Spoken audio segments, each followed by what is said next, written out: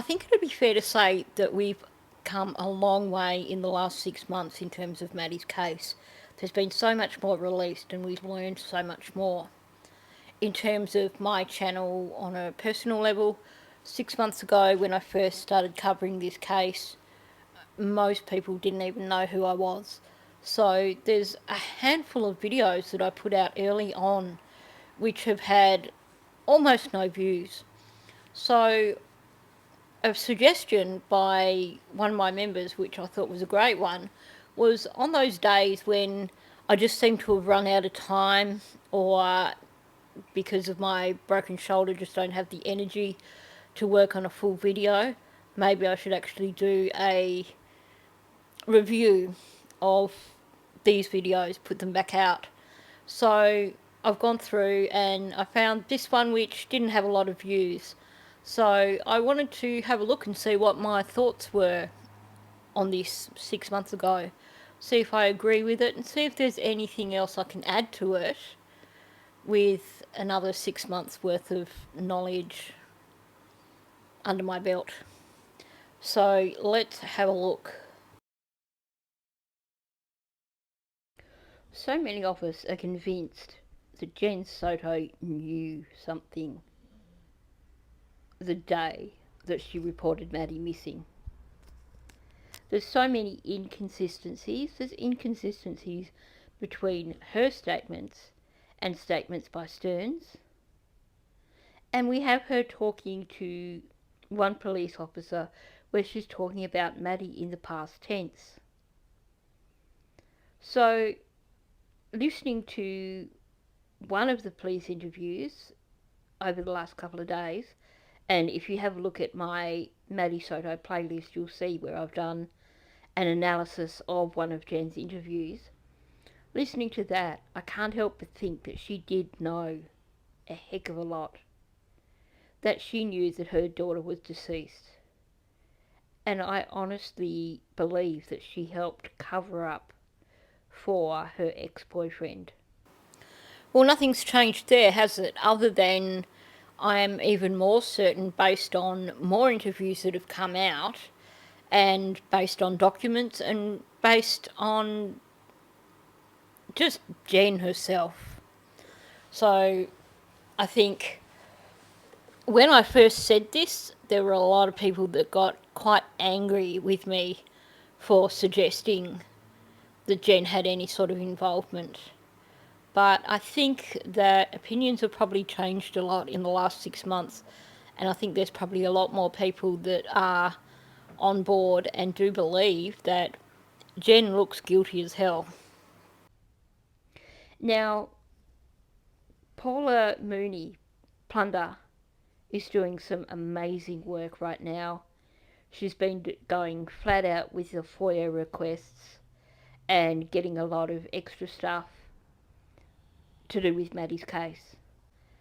And one of her recent videos brought up something which I thought was quite telling, and which Paula also thought was quite telling, so she's actually commented on her video as well.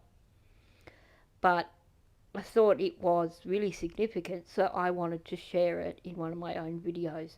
So let's have a look at this. So this is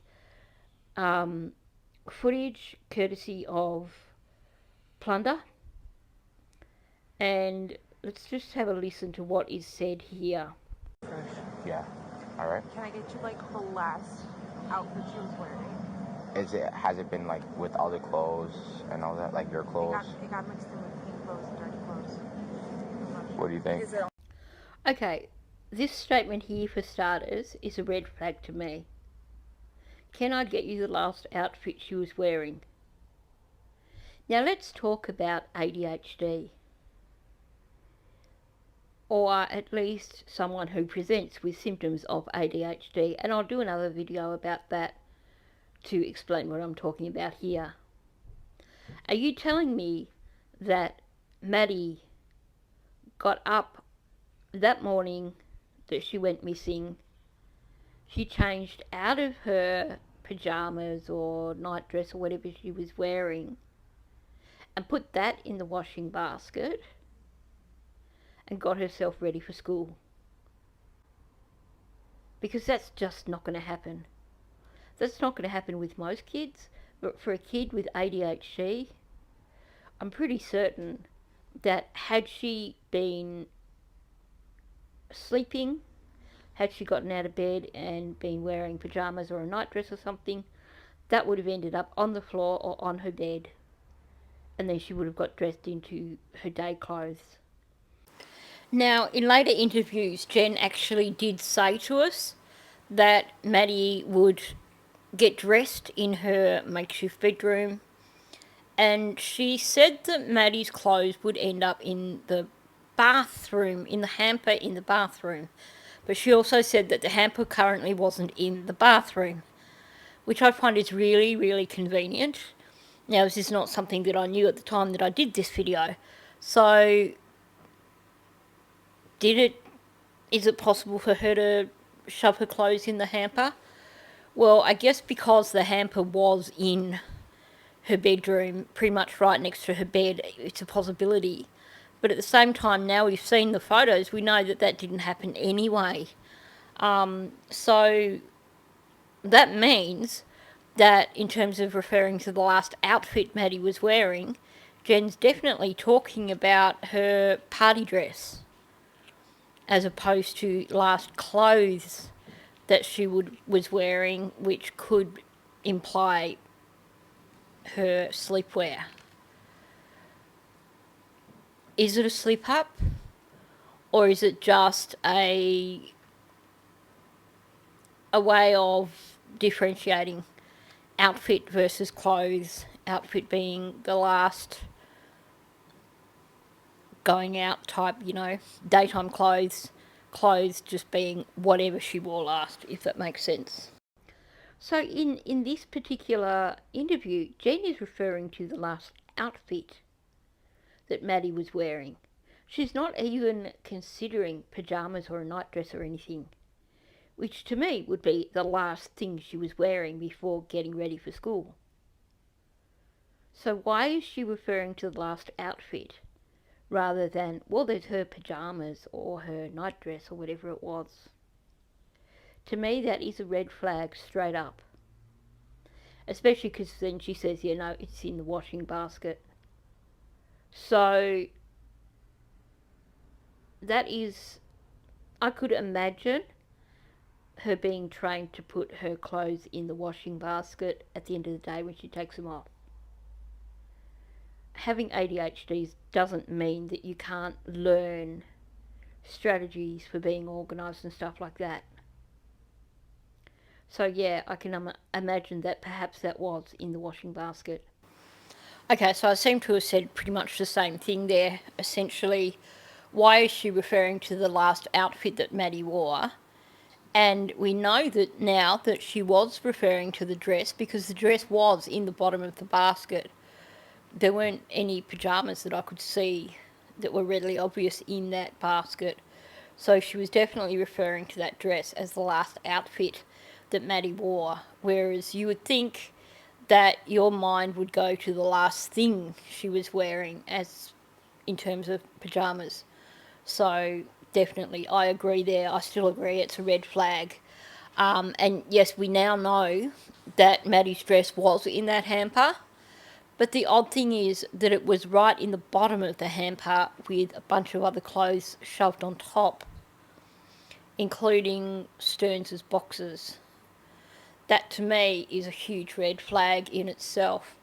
Why was supposedly the last thing that Maddie was wearing shoved right down into the bottom of the hamper? Now, I actually haven't looked at the evidence list, but I'm presuming that that dress was taken as evidence. Actually, I think I will check on that. Okay, well, I've just spent the last half hour searching for or through evidence documents, and there's no reference to that blue dress having been taken as evidence. So I don't know if it wasn't taken as evidence or if there's perhaps a page of evidence that was taken that's been held, because I know there are some things that have not been released. So it's possible that there may be some evidence taken from the townhouse that we don't know about. I'm not sure. Let's get back to having a look at this previous video. But that wasn't the last thing, supposedly, that she was wearing. If Maddie went to bed the night before she went missing, then her pyjamas should be available, or her night dress should be available. Whatever it was that she slept in should be available.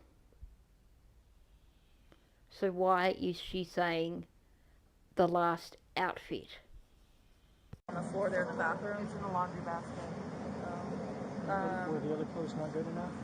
No. We just try to collect separate ones and then we separate all of them, just in case one was contaminated. We have something else we can use without having to come and bother you guys. I was just thinking on Sunday, the last day we had her. I was just thinking on Sunday, the last day we had her. So all credit goes to Paula Mooney for this. Well spotted.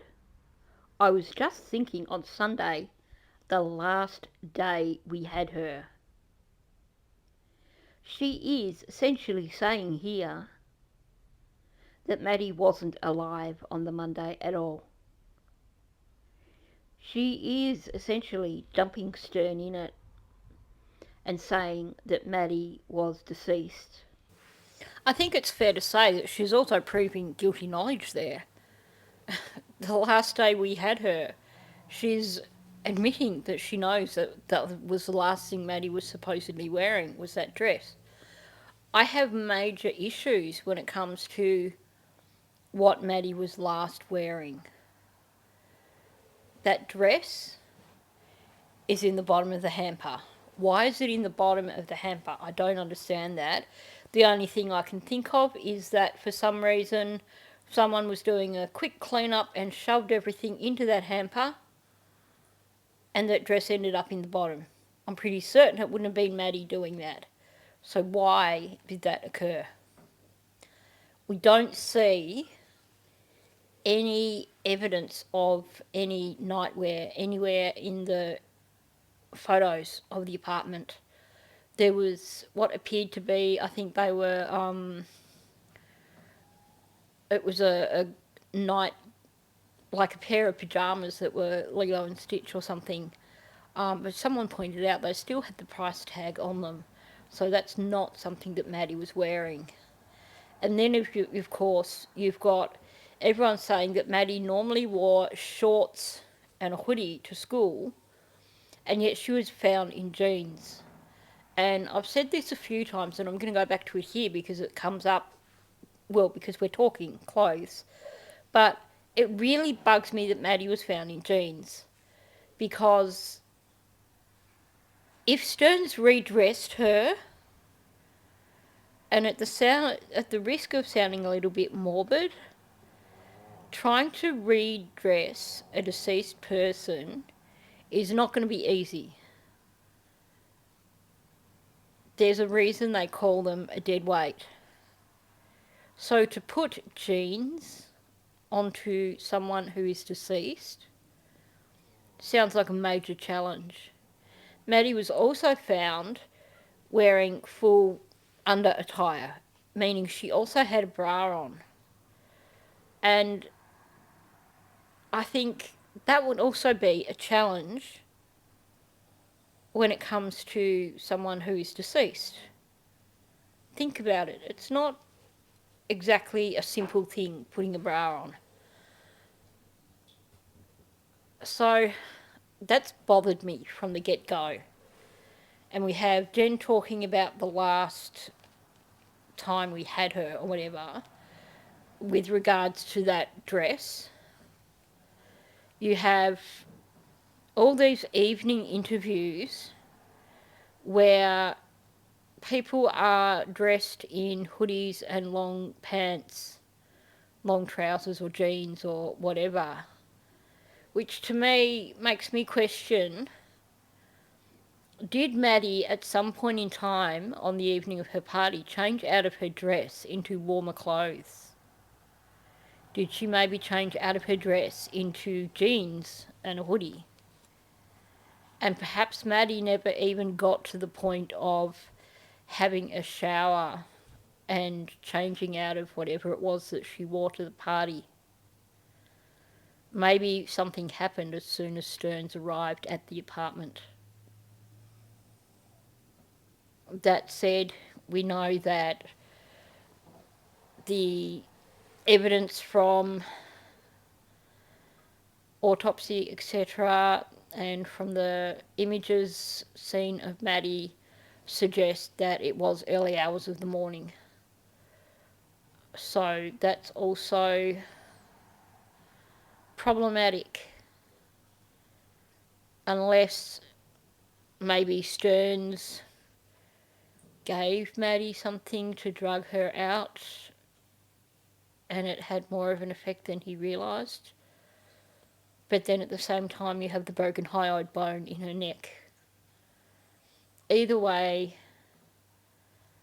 I'm hoping that when this goes to trial that there are going to be some answers given when it comes to why Maddie was in jeans on the Sunday night.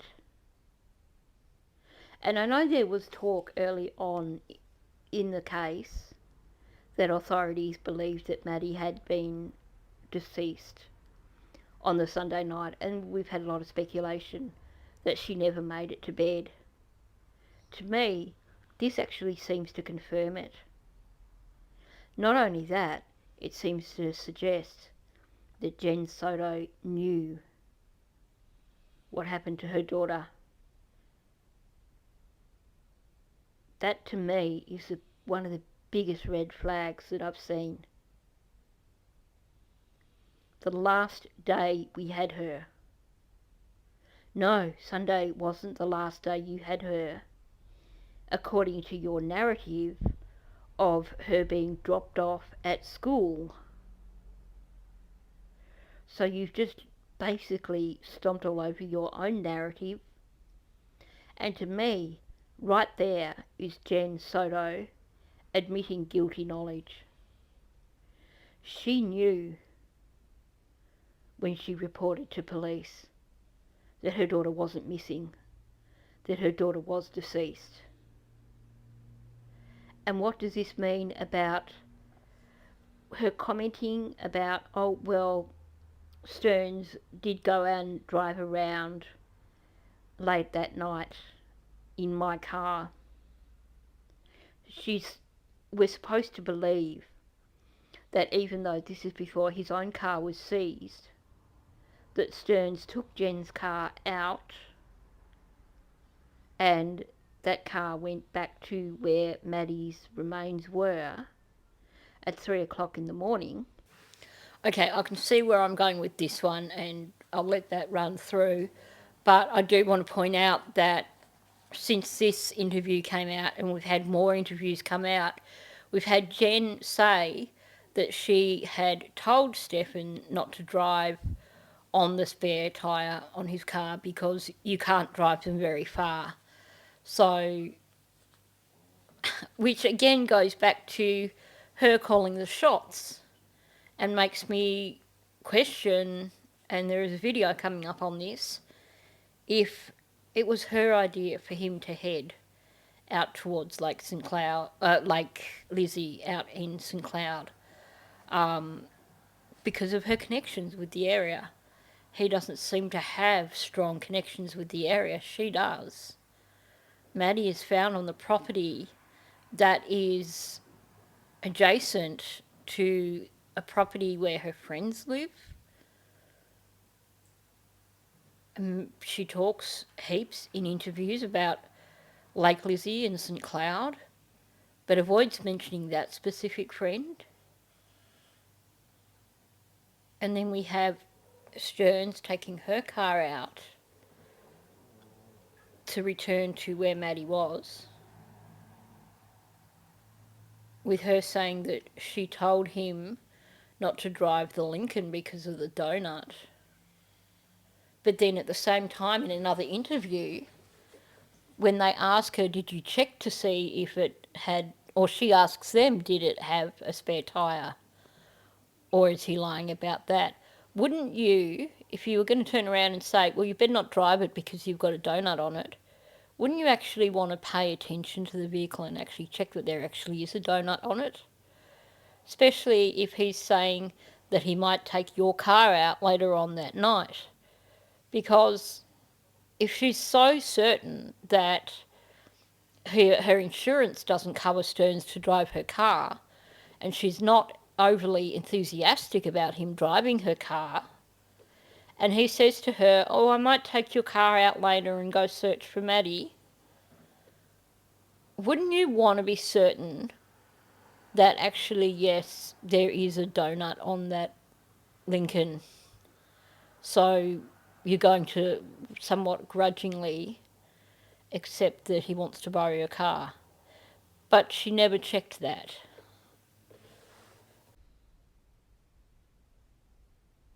And we're supposed to believe that was Stearns.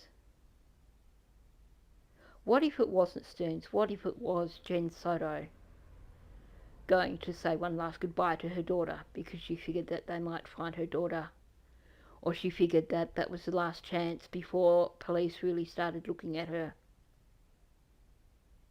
It is possible that perhaps Stearns didn't want to take his car because now that we've seen some of the photos that are coming out, it does look like there were some bloodstains in his car. So maybe he didn't want to take his car and took Jenn's, but he seems like the sort of monster that wouldn't give a rat's ass about that. Okay, in retrospect, I think that's a kind of a flimsy notion. Yeah, there were stains on the front, inside the front passenger door, which, given that his parents claimed that the poodles travelled in the back of the car, they're not from the poodles.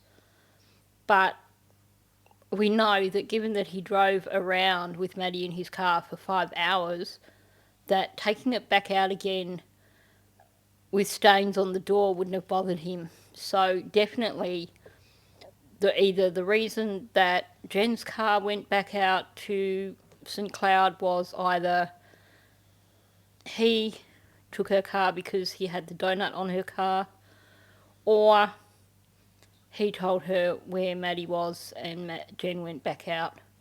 I'm not so convinced about that one, but one of the reasons I discounted that was because of this route being exactly the same the second time round when Jen's car went out there.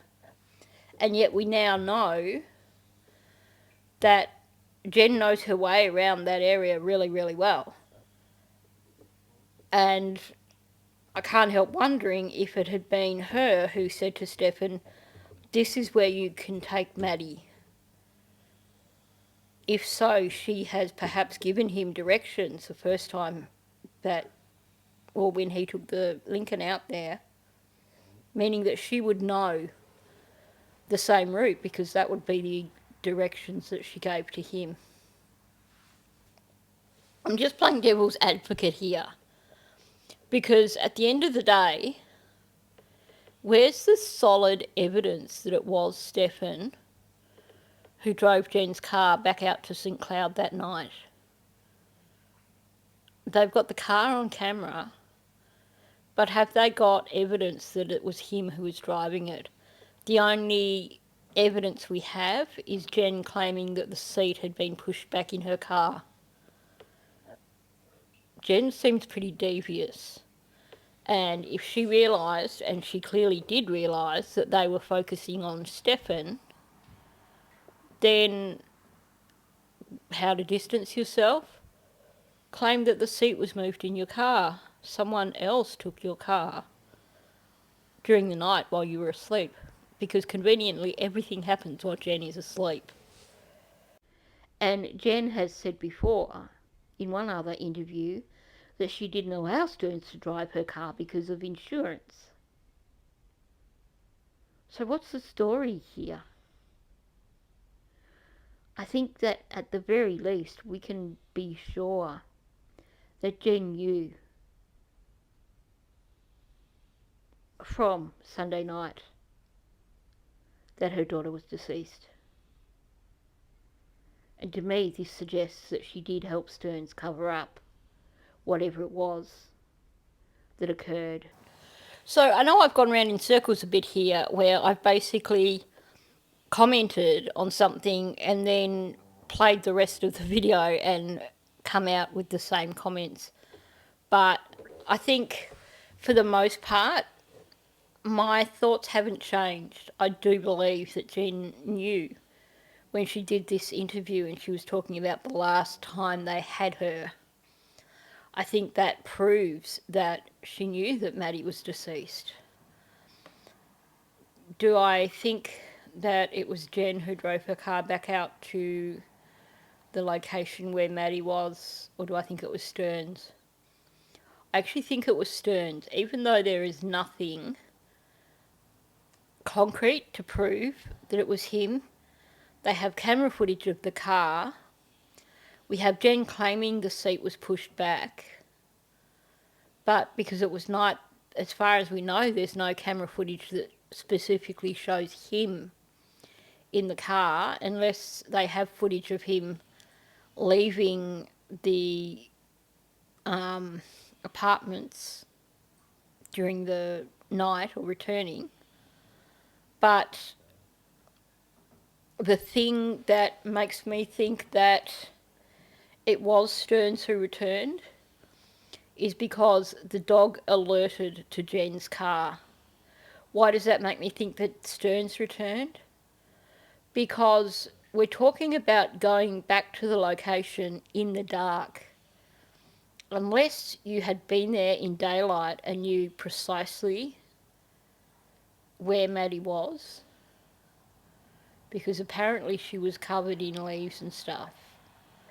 So you would have had to have been there during the daytime to know where she was.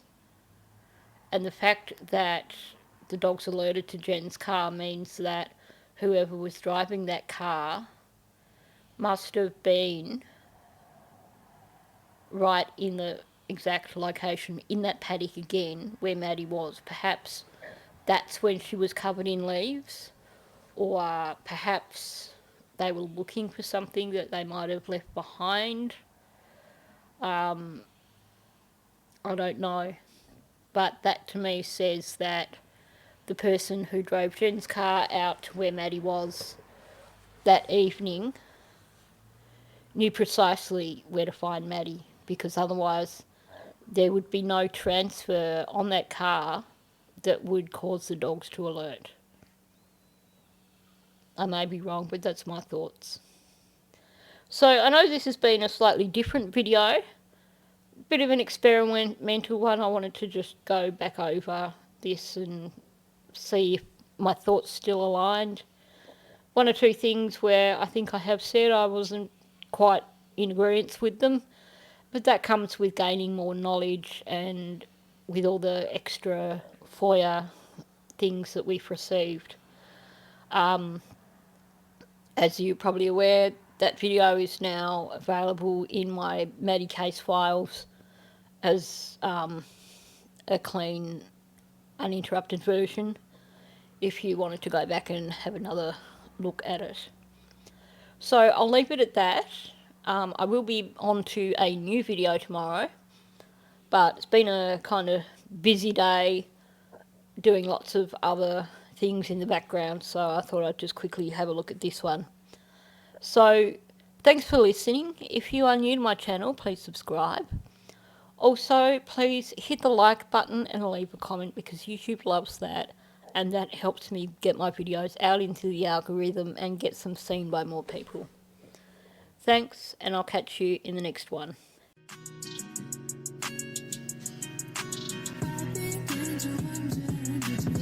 Give a fuck about